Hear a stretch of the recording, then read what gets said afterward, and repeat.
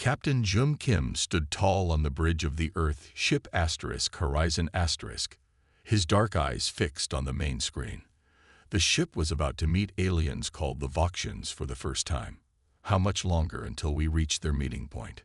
Jun asked. Lieutenant Hannah Park looked up from her screen. 10 minutes, Captain. Jun nodded and straightened his blue uniform. Earth had only been part of the galactic community for 5 years. This meeting was important. The Voxian Empire ruled many star systems, and Earth needed to know if they would be friends or enemies. What do we know about them? Jun asked his team. Engineer Dasong pulled up images on the main screen. The Voxians look like big birds, sir. They have wings and can fly. Their empire is over 1,000 years old. Hannah added, they have never lost a war. They think flying makes them better than everyone else. Well, we can't fly, said Jun with a small smile, but we have other skills. The ship slowed as they approached a massive space station. It looked like a giant metal bird with its wings spread wide. Small ships flew around it like insects. They're hailing us, said Communications Officer Min Lee. On screen, ordered Jun. The screen showed a tall being with bright red feathers. It had a sharp beak and yellow eyes that seemed to look down at the humans. I am High Commander Kral of the Talon Dominion, the bird-like alien said. You may dock at Bay 12. The screen went dark before Jun could reply. Not very friendly, muttered Da. Jun turned to his crew. Remember, we represent all of Earth. Be respectful but proud. These Voxians may have wings, but that doesn't make them better than us. The Horizon * docked at the space station. Jun led a small team including Hannah, Da, and diplomat Sun Choi through the airlock. 5 Voxians waited for them. They stood 7 feet tall, with colorful feathers, and large wings folded behind their backs. They wore simple metal bands on their chests, but no other clothes. Follow, said one Voxian shortly. As they walked through the station, Hannah noticed something strange. The Voxians rarely flew inside the station, even though the ceilings were high enough. They only flew short distances, then walked again. The humans were led to a large round room. At its center sat a Voxian larger than the others, with gold and purple feathers. A metal crown sat on his head. Emperor Scree, announced a guard. Ruler of the Talon Dominion, master of the skies, conqueror of worlds. The Emperor's wings spread wide, nearly 20 feet across. He lifted a few feet off the ground and hovered there, looking down at the humans. So these are the Earth creatures, Emperor Scree said. His voice was deep and scratchy. Small, wingless, weak. Jun stepped forward and bowed slightly. Emperor Scree, I am Captain Jun Kim of Earth. We come in peace to establish friendly relations. The Emperor made a sound like laughter. Peace. The Talon Dominion offers protection, not peace. You will join our empire and serve us. We came to talk as equals, said Jun calmly. Equals. The Emperor's yellow eyes narrowed. Look at me, human. I can fly. You are bound to the ground. We are not equals. Hannah watched the guards carefully. She noticed they shifted positions when the Emperor flew, moving to certain spots on the floor. Their metal chest bands glowed faintly. Perhaps we could discuss trade instead of submission, suggested Sun, the diplomat. Emperor Scree flapped his wings, creating a gust of wind. You have 1 lunar cycle to prepare your planet for our arrival. You will surrender your resources and accept our rule or face extinction. Jun's face remained calm, but his hands tightened into fists. We will bring your message to Earth's leaders. As they were escorted back to their ship, Hannah whispered to Jun, Captain, something's not right about their flying. And did you notice the metal bands they wear? Jun nodded slightly. Let's get back to Earth. I think the Voxians aren't telling us everything about their so-called natural abilities. The Horizon departed the station, carrying news of the threat, and perhaps a secret weakness of the Winged Empire. The trip back to Earth was quiet. Captain Jun Kim sat in his office, thinking about the Voxian Emperor's threat. One lunar cycle, about 28 Earth days, to prepare for surrender or face war. A knock on his door broke his thoughts. "Come in," he said.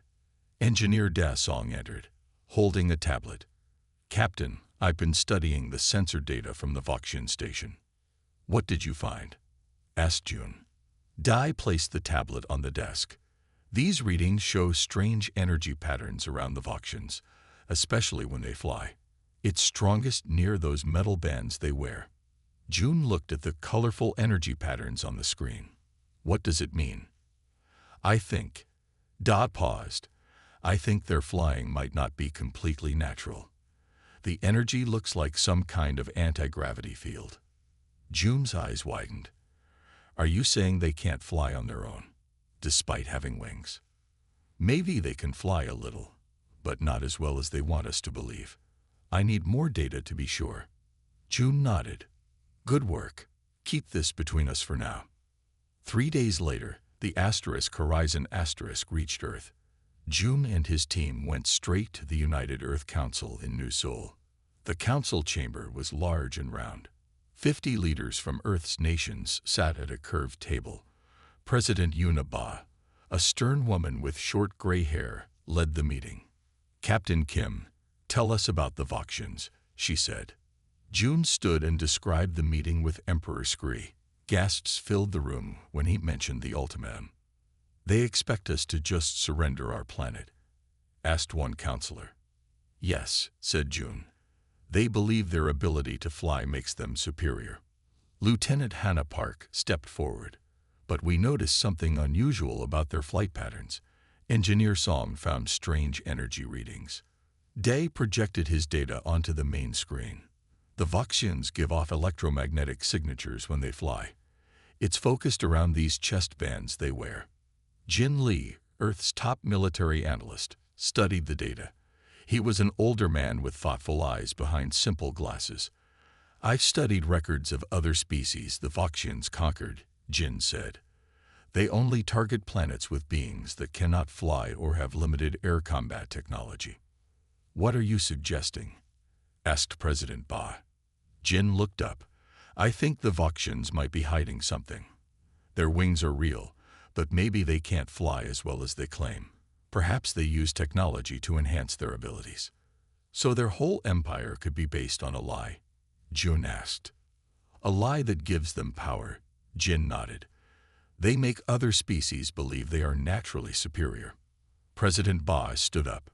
"If this is true, we might have found a weakness. But we need proof." "We have 25 days before they expect our surrender," said Hannah. "We should use this time to learn more about them." "I propose a mission," said Jun. "A small team could return to Voxian space, pretending to bring surrender terms. But really, we would gather intelligence." Jin nodded. "The Voxians have conquered dozens of worlds. There must be resistance groups we could contact." "This is risky," said President Ba. "If caught, you could start a war." "With respect, Madam President," said Jun, "war is coming either way.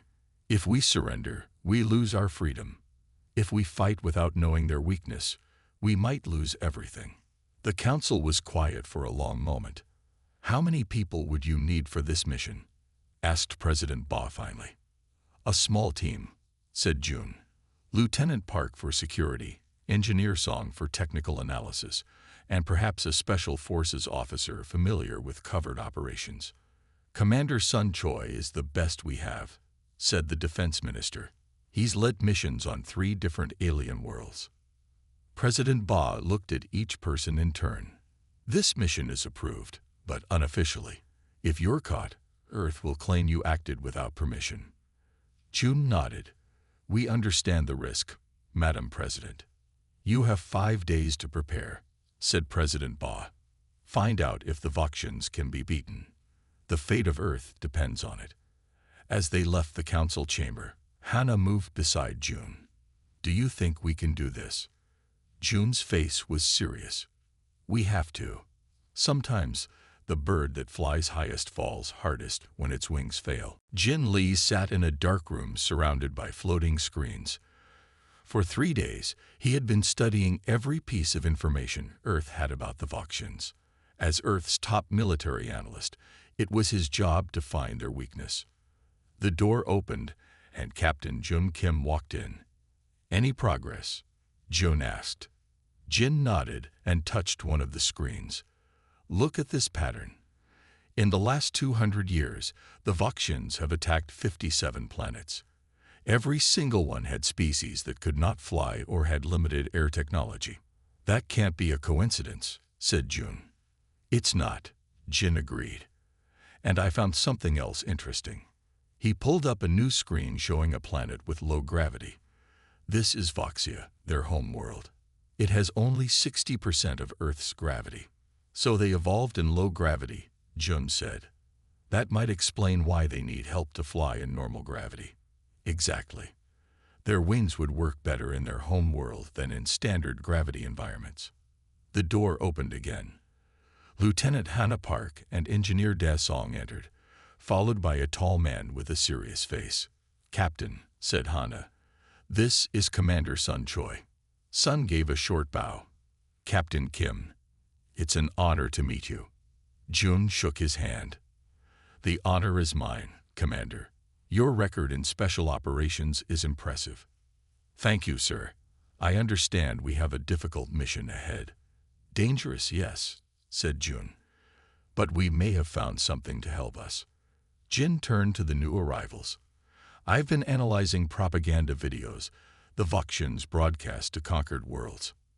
He played a video showing Voxians doing impressive aerial maneuvers. Their wings spread wide as they soared and dived. "It looks impressive," said Jin, "but watch closely." He zoomed in on the chest bands the Voxians wore. As the Voxians performed complex moves, the bands glowed brighter. "The more difficult the flying, the more power they use," said Da, understanding immediately. "Yes," said Jin, "and there's more." He switched to another video showing Voxian soldiers in battle. In actual combat, they rarely fly for more than a minute or two at a time. "Energy limitations," suggested Sun. Jin nodded. "I think so." "And look at this." He showed one more video of a Voxian ceremony. "This is from a conquered world with 20% higher gravity than Voxia. See how they barely fly at all. They just hover a little." Hannah leaned forward. "So their wings are partly for show. They rely on technology to actually fly." "That's my theory," said Jin. "Their entire empire is built on making others believe they are naturally superior because they can fly. But it's mostly technology, not biology." "A grand lie," said Sun softly. "If we could disrupt their flying technology," Dai started. "They would fall from the sky," finished Jun. "And their image of superiority would fall with them." President Ba entered the room with 2 security guards. Everyone stood straight. "At ease," she said. "I want an update on your findings." Jin explained his theory about the Voxians' limited flying abilities and their reliance on technology.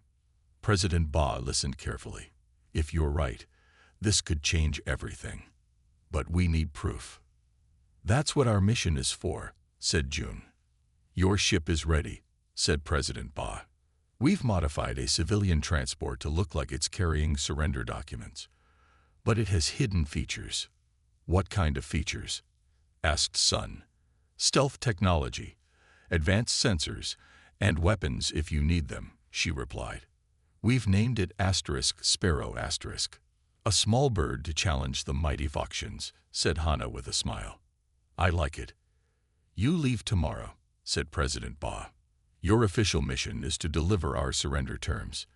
Your real mission is to find proof of the Voxians' weakness and any possible ways to exploit it." "What about other species under Voxian rule?" asked Jun. "Could they help us?" Jin pulled up a map showing dozens of conquered worlds. "The Myrians might be our best bet. They were conquered only 20 years ago and have technology close to ours." "Try to make contact with them," said President Ba. "But be careful.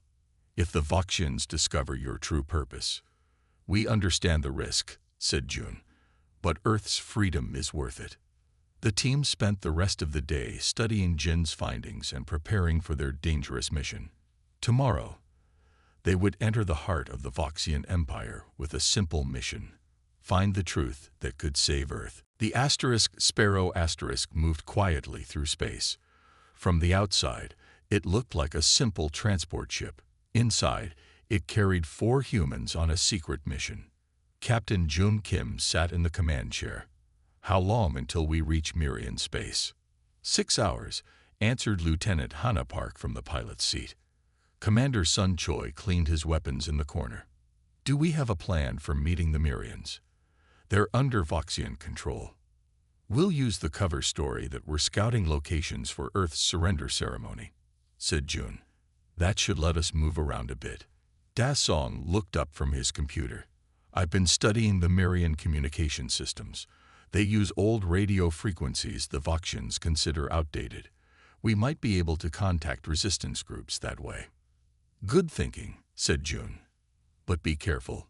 If the Voxians catch us. We'll be careful, promised Da.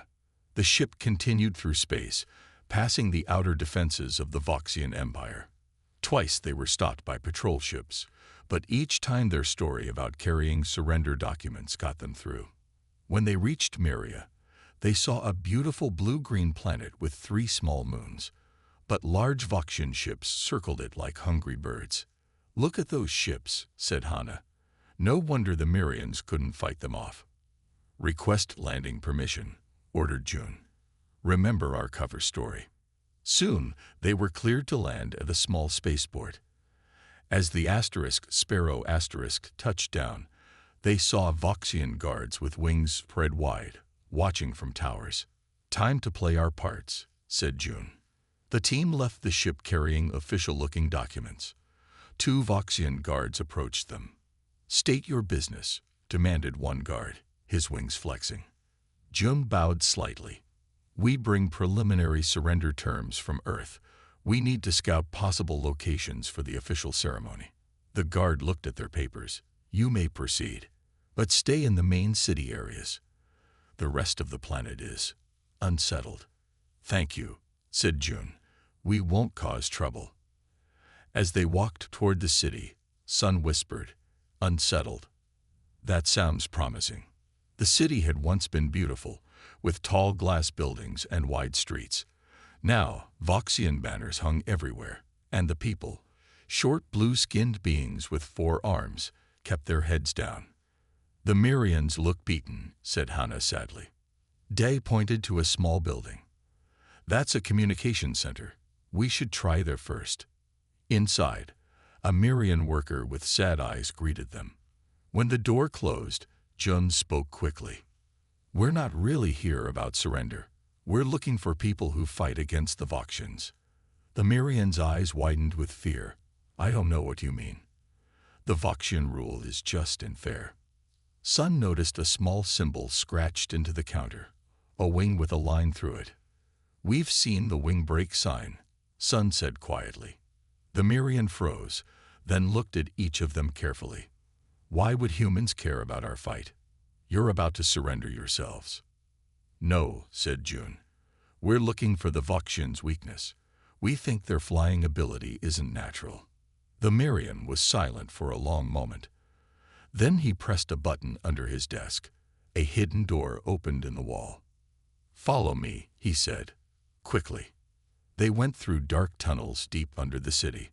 Finally, they reached a large room filled with Mirians working on equipment. An older Mirian approached them. I am Loxel, leader of the Free Miria movement. Kylo says you question the Voxians' power. We do, said June. We think their flying depends on technology, not just their wings. Loxel nodded slowly. You are right. Before they conquered us, we were developing weapons to disrupt their anti-gravity fields. But we ran out of time. Day stepped forward excitedly. Do you still have the research? Yes, said Loxel. But it's incomplete. Maybe we can help each other, said June. We need to stop the Voxians before they attack Earth. Loxel looked at his people, then back at the humans. 20 years we've waited for someone to help us fight. Show us what you know, and we'll show you what we've learned. Hope filled the room as humans and Mirians began to share information. Perhaps together, they could clip the wings of the mighty Voxian Empire. "We need to go to the Voxian homeworld," said Captain Jun Kim. He stood in the underground Mirian base, looking at a star map. Loxel, the Mirian leader, shook his head. "Too dangerous. No non-Voxian has been allowed on Voxia in hundreds of years." "That's why we must go," said Lieutenant Hannah Park. "The real proof of their weakness will be there." For 3 days, the humans had worked with the Mirians. Engineer Da Song studied the Mirian designs for a device that could disrupt Voxian anti-gravity technology. Commander Sun Choi trained with Mirian fighters, learning their ways of moving unseen.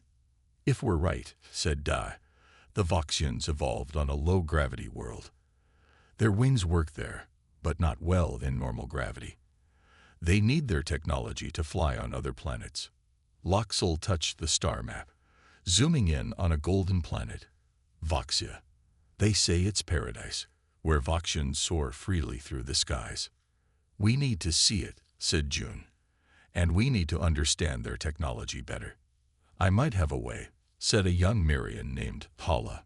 She operated their communication system. "A supply ship leaves Miria for Voxia tomorrow. They always need workers to load and unload cargo." "Could we sneak aboard?" asked Sun. Tala nodded. "I can create worker passes, but you'll have to disguise yourselves." "We're good at that," said Hana with a smile. The next day, the 4 humans wore loose gray clothes that hid their faces. Mirian makeup colored their skin light blue. They joined a line of workers boarding the supply ship. A Voxian guard checked their passes quickly, not looking closely at their faces. Soon, they were inside the huge ship, hiding among boxes of food and materials. 3 days to Voxia," whispered June. "Stay hidden. Stay quiet." The journey was long and uncomfortable. They took turns sleeping in small spaces between cargo containers. Finally, the ship's engines changed sound, signaling they were landing. Hana looked through a small window. "We're here." When the ship's doors opened, they got their first view of Voxia. The sky was pale purple. The gravity felt light, making them want to bounce when they walked. "It feels like we're underwater," said Da. "Everything is slower." "Look at them," whispered Sun, pointing up. Above them, Voxians flew in the low gravity. Their wings worked perfectly here, carrying them in graceful arcs. Unlike on other planets, they wore no chest bands. "So we were right," said June. "On their homeworld, they don't need technology to fly." They followed other workers to a large building where cargo was sorted. From there, they slipped away into the city. The buildings of the Voxian capital were tall and open, with no walls in many places. Why would they need walls when they could fly? The streets were almost empty. Most Voxians traveled by air. "We need to find their research centers," said Da. "That's where we'll learn about their anti-gravity technology." Sun pointed to a huge building with many Voxians flying in and out. "That looks important." They moved carefully through the city, staying in shadows.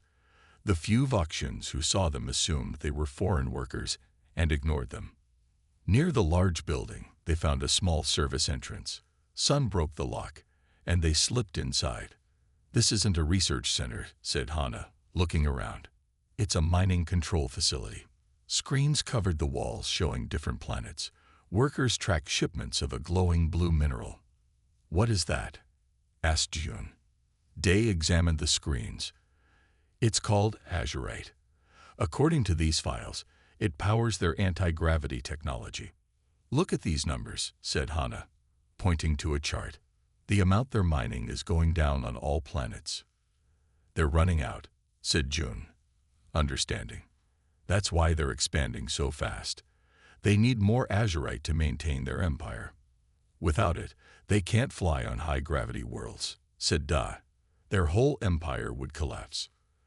A door opened, and a Voxian guard walked in. He stared at them in shock. Intruders, he shouted, reaching for his weapon. Sun moved fast, knocking the guard unconscious before he could raise the alarm. We need to go, said June urgently. Now we know their weakness. We need to get this information back to Earth and the Resistance.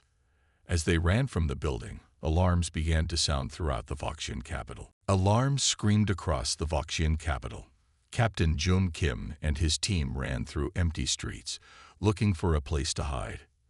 In here, said Commander Sun Choi, pointing to a small building with no lights. They rushed inside. The building was a storage facility with many boxes and containers. We need to get off this planet, said Lieutenant Hannah Park. But how? The spaceport will be guarded now. First, we need to contact Loxel, said June.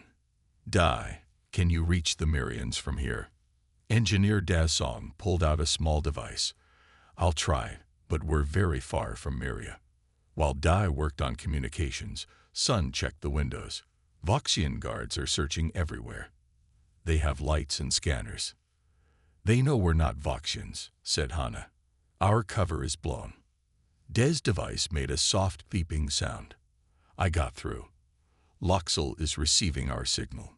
June took the device. Loxel, we're trapped on Voxia. We found important information about azurite, the mineral that powers Voxian anti-gravity technology. They're running out of it. Loxel's voice came through with static. This confirms our suspicions. The Voxians have increased mining operations on all conquered worlds. Can you escape? We're trying to find a way, said June. But the whole planet is on alert. I have contacts on Voxia, said Loxel. Not all beings there support the Empire. Look for the wing break sign. Find it, and you'll find friends. The communication ended as Voxian guards passed by outside. We can't stay here, said Sun. We need to move.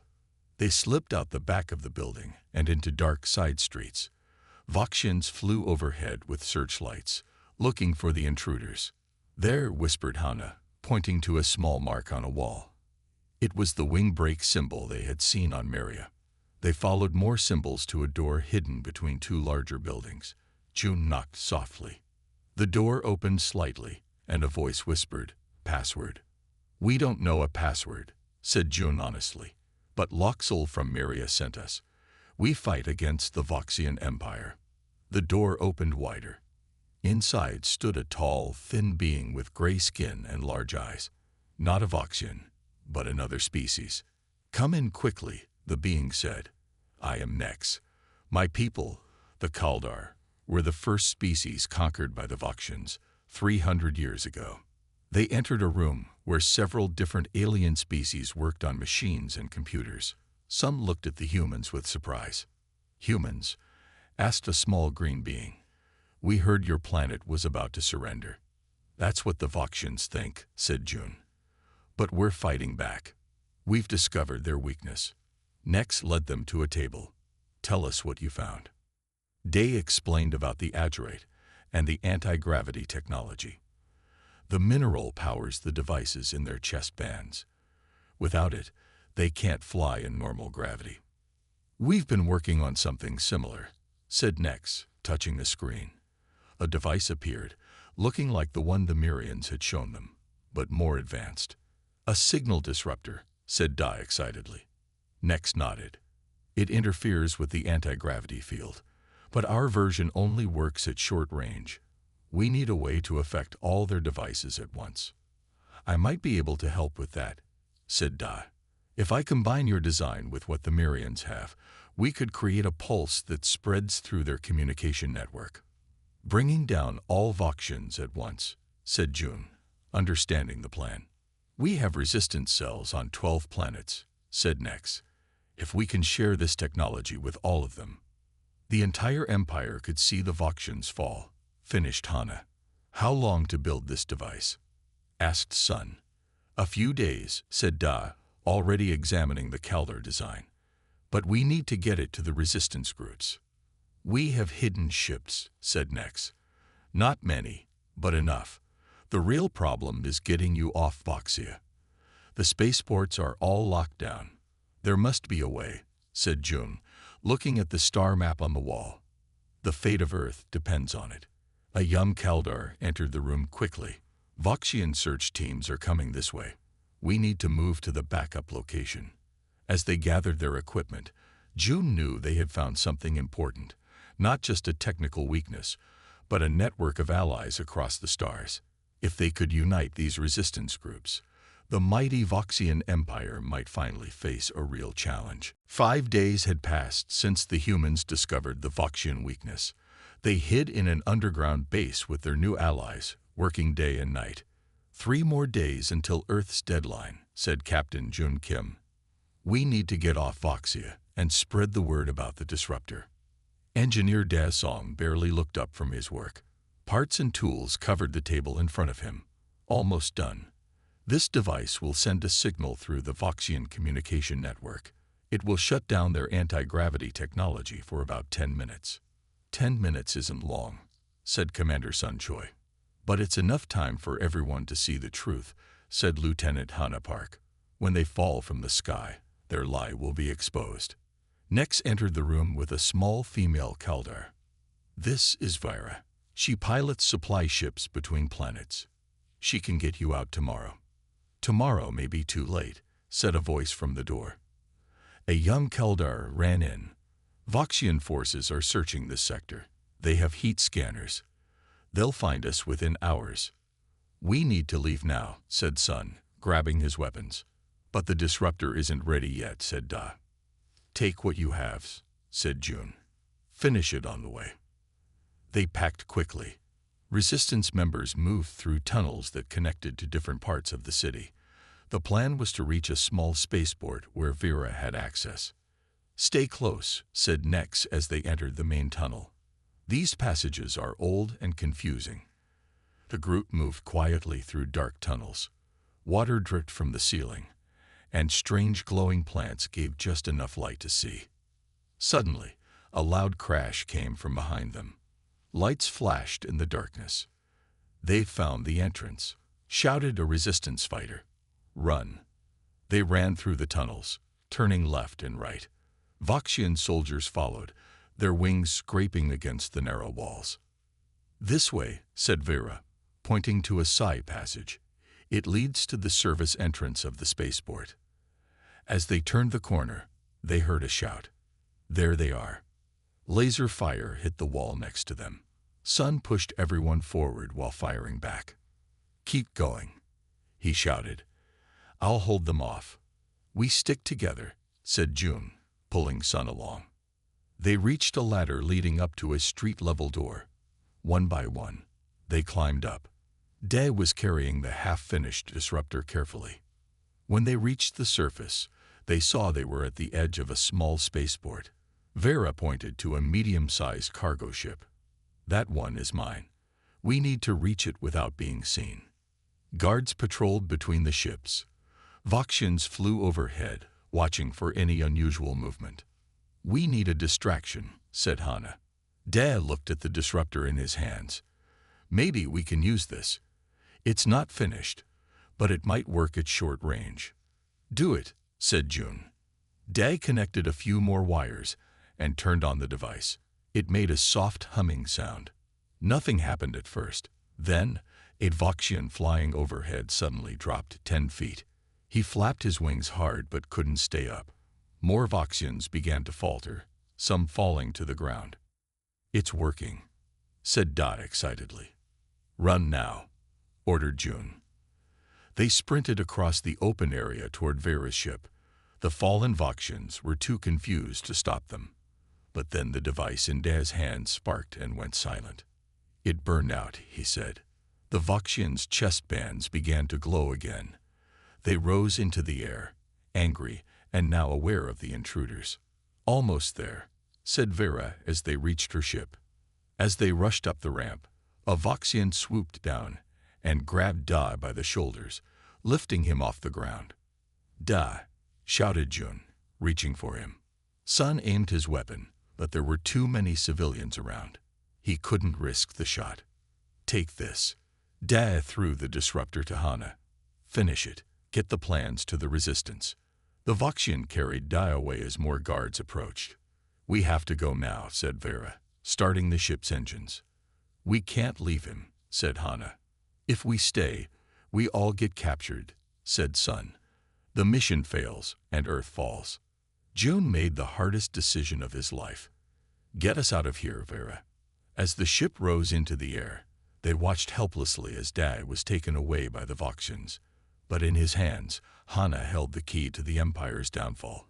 If only she could finish what Dai had started. Vira's ship raced through space, heading toward Myria. Inside, the mood was dark. Losing Dai had hit the team hard. "One day left until Earth's deadline," said Captain Jun Kim. "We need to finish the disruptor." Lieutenant Hannah Park sat with Dai's device in front of her. Parts and tools were spread around her. "I'm trying, but I'm not an engineer like Dai." "What about his notes?" asked Commander Sun Choi. "They help," said Hana, "but some parts are missing." The ship's communication system beeped. Vera answered it. "It's a message from the resistance on Voxia." Everyone gathered around the screen. Nex's face appeared. "We have news about your friend Dai. The Voxians are holding him for public questioning tomorrow in the Capitol Square. They want to make an example of him," said June. "Yes," said Nex. "But there's more.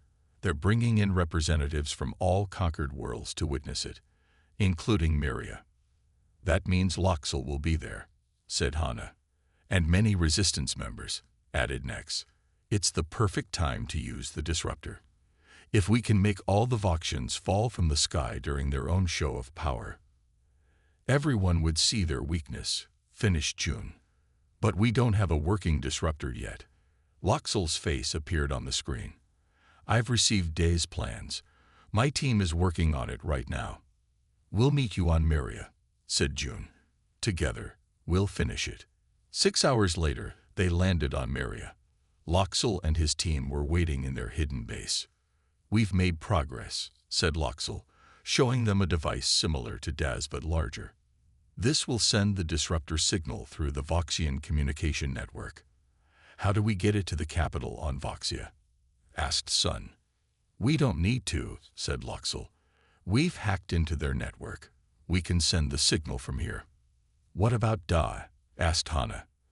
"I have people on Voxia," said Loxel. "They'll try to save him during the confusion when the Voxians fall." They worked through the night, testing and adjusting the disruptor. As morning approached, they gathered around a screen showing the Voxian Capitol Square. Thousands of Voxians filled the air, flying in perfect formations. On the ground, representatives from conquered worlds watched. "There's Dai," said Hana, pointing to a small figure on a platform. Emperor Scree flew above everyone. His gold and purple wings spread wide. His voice boomed through speakers. "Beings of the Talon Dominion, today we show what happens to those who challenge the natural order." This human thought his technology could match our biological superiority. The crowd cheered as Voxian guards pushed Dai forward. "It's time," said June. "Activate the disruptor." Loxel pressed a button on the device. At first, nothing seemed to happen. Then on the screen, a Voxian guard's chest band flickered. He flapped his wings harder, but started to drop. All across the square, Voxians began to fall. Some landed safely, but others crashed hard onto the ground. Emperor Scree's band failed too. He flapped his massive wings desperately, but they weren't strong enough in normal gravity. He fell, crashing onto his own platform. Chaos erupted. The representatives from conquered worlds watched in shock as their superior rulers flopped on the ground, their wings useless. "It's working," shouted Hana. On the screen, they saw myriads and other beings rushing the platform where Dai was held. Voxian guards tried to stop them, but couldn't fly to block them. "Look," said Sun, pointing to the corner of the screen. "The Resistance is broadcasting this to all planets in the Empire." June's communication device beeped. It was President Ba from Earth. "Captain Kim, are you seeing this? Voxian ships approaching Earth have suddenly lost altitude. Some have crashed into the ocean. Others are sending distress signals. It's happening everywhere. said June. "The truth is out. The Voxians can't fly without their technology." "The Earth fleet is launching now," said President Ba. "But not to surrender, to join the fight for freedom." Across the Empire, ships rose from dozens of previously conquered worlds. The resistance that had been hiding for years was now fighting openly. The mighty Voxian Empire was falling, not from weapons or armies, but from the simple truth that they were not superior after all. 1 month after the day the Voxians fell from the sky, Captain Jun Kim stood in a large meeting hall on Myria. Representatives from 28 formerly conquered worlds sat around a circular table. Earth had sent President Ba herself to attend. "The last Voxian stronghold surrendered yesterday," announced Jun. "Their empire is officially over." Cheers filled the room. After centuries of rule, the mighty Voxian Empire had collapsed in just weeks. Engineer Dasong sat next to Jun. He had been rescued during the chaos in the capital square. His face still showed bruises from Voxian questioning, but his eyes were bright with pride. "None of this would have happened without you, Da," said Lieutenant Hana Park. Day shook his head. "It was all of us together. Humans, Myrians, Kaldor, all the species working together. And the Voxians were defeated by their own lie," added Commander Sun Choi. "They claimed biological superiority, but they relied on technology just like everyone else." The doors opened, and guards led in a familiar figure. Emperor Scree, once the most powerful being in the galaxy, now walked with his wings tightly folded behind his back. Without his anti-gravity band, he couldn't fly in Myria's gravity. "You've brought me here to mock me," said Scree, his voice no longer booming. "No," said President Ba, standing. "We've brought you here to talk about the future." "What future?" asked Scree bitterly. "You've destroyed our empire." "An empire built on lies and fear," said Loxel, the Myrian leader. "But we're not here for revenge." Jun stepped forward. "We're creating something new. Not an empire, but an alliance. All species working together as equals." "Equals?" Scree looked around the room. "How can we be equals when some can fly and others cannot?" "That was always the wrong question," said Jun. "It's not about who can fly. It's about what each species can contribute. Humans can't fly, but we built ships that can travel between stars. Myrians can't fly, but they created medical technology that saves lives across the galaxy." "And Voxians?" asked Scree. "Your people have incredible engineering skills," said Da.